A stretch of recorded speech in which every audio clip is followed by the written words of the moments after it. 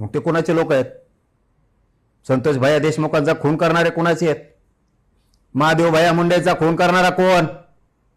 कोण रे? गाड्या घेऊन पळतो तू, सांभाळतो तू. 5-5 7-7 हजार कोटीची प्रॉपर्टी त्या आरपोची ते खरमाड्या का फरमाड्या कोण आहे देव? काय करा त्याला एवढ्या प्रॉपर्टीचं? ही प्रॉपर्टी तो आहे त्याची नाही. तो वापर करून घेतला त्याचा. आता ते जेलला पडला तर त्याचा वापर करून घेतला. तो प्रॉपर्टी सगळी ती तो खुणं घडून आणले सगळे. दुसरं कोण?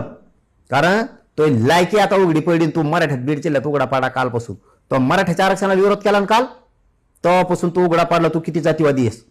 तू किती खुणं केले, किती प्रॉपर्ट्या कमवल्या, आणि तू मराठ्याचा आतून आतून म्हणतो आम्ही किती वाटोळ करतो.